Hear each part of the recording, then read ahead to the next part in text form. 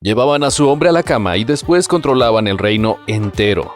¿Eres de los que creen que el Imperio Otomano fue manejado solo por hombres? Ok, déjame decirte que te equivocas. Eso es solo en las apariencias. Roxelana, Mirrima, Nurbanu, Safiye, Kosem.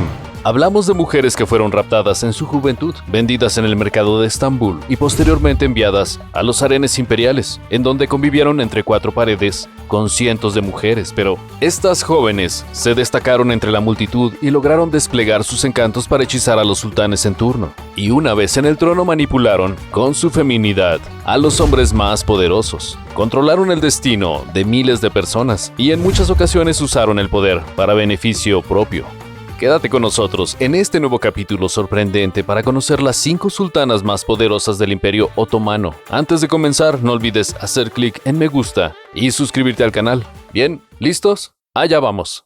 Número 5. Roxelana. Les presentamos a Roxelana. Esta sultana fue una de las mujeres más importantes del Imperio Otomano. De hecho, todo el listado de sultanatos de mujeres comenzó con Roxelana. Hay una pequeña discrepancia con respecto a su nombre real. Se dice que posiblemente era Alexandra o Anastasia Lisowska, aunque la llamaban Hurrem por su buen humor y risa tan característica. Según los registros, esta sultana nació aproximadamente en el año 1510 en un pueblo pequeño de Ucrania. Su padre fue un sacerdote local ruteno ortodoxo que trabajaba en los territorios que en aquel entonces pertenecían a Polonia. Su historia es trágica. Todo indica que Alexandra, es decir Roxelana, fue capturada cuando era joven en el Cáucaso por unos hombres que posteriormente la vendieron en el mercado de esclavos de Estambul.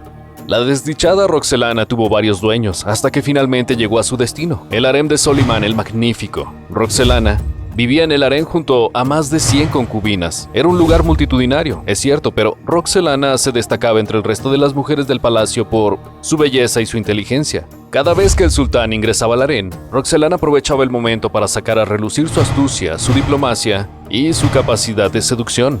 Ella quería convertirse en la favorita del líder, y lo logró. Fue una tarea sencilla para ella. Solimán quedó encantado con sus virtudes. Al poco tiempo de conocerla, concibieron un hijo. Cuando el hijo de Roxelana y el sultán nació, ella se convirtió en la tercera mujer más poderosa de la corte. Sin embargo, esta posición no duró para siempre. Comenzó a escalar. Con el tiempo, Roxelana logró tener cada vez más influencia sobre Solimán, que por supuesto estaba loco de amor por ella. Tanto que algunos creían que Roxelana era bruja y la llamaban Ziadi, que precisamente significa eso, bruja, porque pensaron que lo había embrujado. Roxelana controlaba a su esposo. En un momento intentó convencerlo de que desterrase a su primera esposa, la sultana Gulbahar, y al hijo que habían tenido juntos, el príncipe Mustafa, el primogénito que heredaría el trono. Sí, quería deshacerse del propio hijo de Solimán. El príncipe Mustafa era amado por el pueblo y por la casta política otomana. Desterrarlo no era algo sencillo para el sultán, pero Roxelana desplegó todos sus encantos y consiguió hacerle creer a Solimán que su hijo estaba conspirando para arrebatarle el trono. La verdad es que era una idea bastante absurda, pero Roxelana fue tan persuasiva que Solimán le creyó. Pobre Mustafa, su destino fue trágico. Su propio padre lo mandó a estrangular. El príncipe no fue el único que padeció las ansias de poder de Roxelana. Todo aquel que se cruzaba en su camino y se interponía con sus deseos tuvo el mismo final sombrío. Y aún hay más. Roxelana no solo asesoraba al sultán en todo lo relacionado a sus vínculos personales, también se convirtió en su consejera en cuestiones de gobierno y política internacional, algo totalmente novedoso en un imperio manejado solo por hombres. Ese fue el primer logro sin precedentes de Roxelana. El segundo ocurrió en 1530, la boda oficial. En aquel momento la ley del Islam permitía que el sultán tuviese hasta 4 esposas y un número infinito de concubinas. Aunque eso establecía la norma hasta Soleimán. Ningún otro sultán otomano se había casado, pero con Roxelana las cosas fueron diferentes. La pareja real se casó y tuvieron una hija y 4 hijos. El primogénito fue asesinado, por lo que jamás llegó a gobernar las tierras del Imperio Otomano, pero Selim II sí lo logró, y así cumplió el sueño ambicioso de su madre. Roxelana murió en el año 1558, a los 52 años de edad. Su cuerpo se encuentra actualmente enterrado en el mausoleo de la mezquita de Solimán, junto al cadáver de su amado. Número 4. Sultana Mirrima. Hablemos ahora de la sultana Mirrima, que es la hija de ni más ni menos que Roxelana y Solimán. En cuanto a su vida amorosa podemos remarcar algunos datos importantes. A los 17 años, Mirrima se casó con Rustem Pasha, quien era un importante gobernador. Así Mihrimah adoptó el título de visir. En el año 1545 nació el primer hijo de la pareja, Murad, y tan solo 2 años después nació el segundo, Mehmed. Según los rumores de la época, el gobernador no era el único hombre del Imperio Otomano que la amaba. El arquitecto de la corte otomana también estaba perdidamente enamorado de ella. Por eso, ordenó la construcción de una mezquita, solo para honrar a Mihrimah. Pero hablemos de su poder. Cuando su madre, Roxelana, falleció, Mihrimah se convirtió en reina madre, o lo que es lo mismo, válide sultana.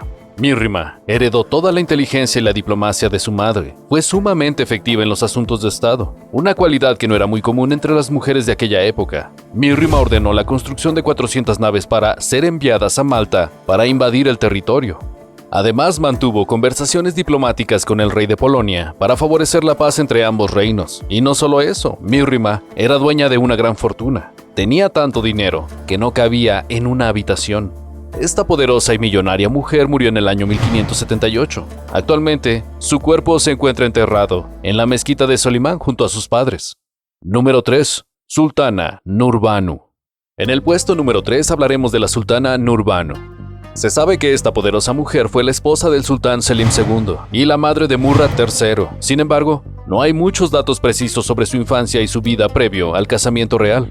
Para ser exactos, hay información, pero es contradictoria. Según algunas investigaciones, Nurbanu provenía del seno de una familia judía que había habitado territorios españoles. Todo indica que por presiones de los musulmanes y los judíos, la familia se vio obligada a emigrar a Sicilia, Italia.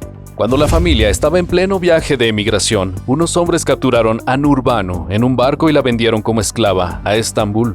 Otros historiadores relatan otro cuento. Sostienen que Nurbanu y su familia eran de Venecia. Por su parte, Yilmaz Settener, en su obra Una veneciana en el harén Nurbanu Sultán, sostiene que la mujer protagonista de esta historia era hija ilegítima de los Bafo, una familia conocida en aquella época, y que su nombre real era Olivia Cecilia Venier Bafo. Según esta hipótesis, quien la capturó fue Barbarroja, el almirante otomano, y la envió a Estambul. Como verás, su infancia es controversial, pero hay algo que es seguro. Fueron años trágicos y difíciles para Nurbanu. Sea cual haya sido su origen, fue raptada y acabó en Estambul. Quien la apodó Nurbanu fue Roxelana. Su sobrenombre significa la reina que brilla, y para ser sinceros, brillaba. Su personalidad sobresalía en la corte, llamaba la atención de cualquiera que la veía, y, con el transcurso del tiempo, se convirtió en una mujer sumamente poderosa. Tuvo gran influencia sobre 2 de los hombres más poderosos del Imperio Otomano, su marido y su hijo. Fue idea de Nurbanu fortalecer vínculos comerciales con Venecia e intercedió para evitar el estallido de una guerra entre ambos países.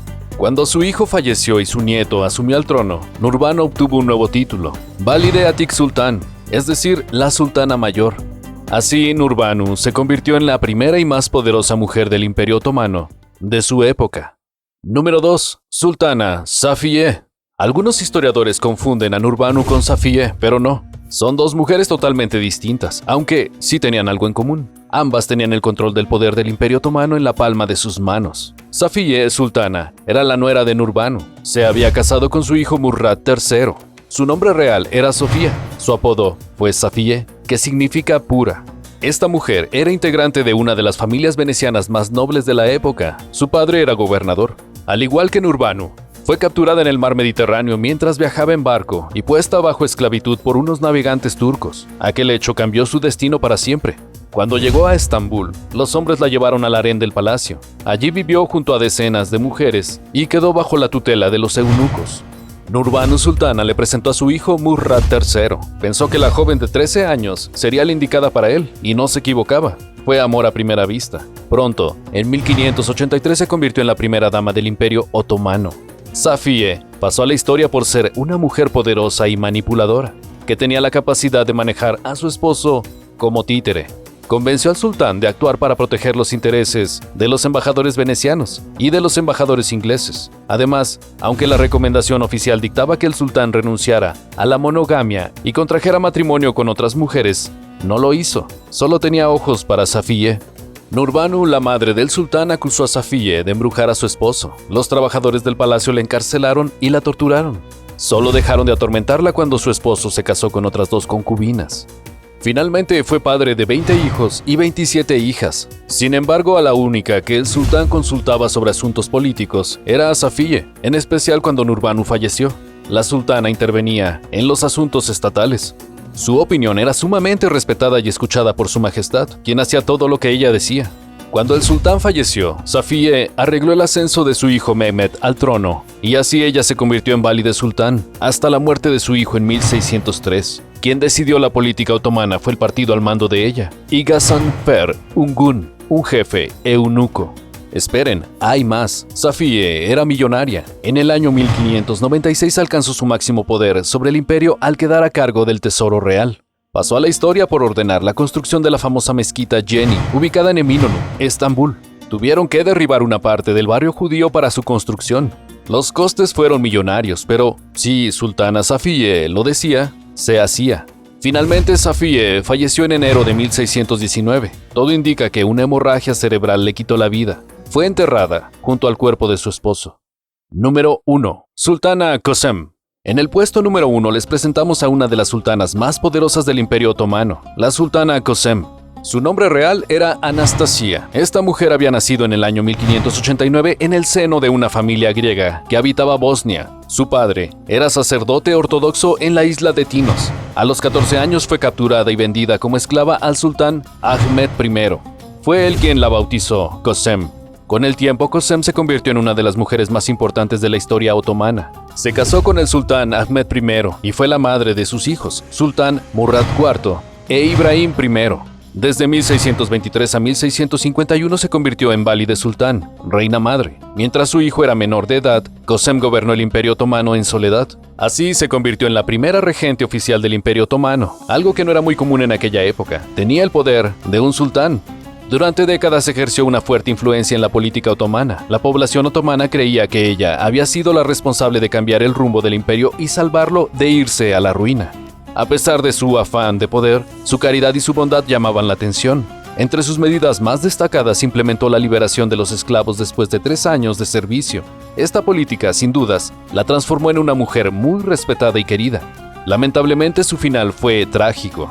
Turham, su nuera, sospechó que Kösem estaba planeando una conspiración política y la mandó a asesinar.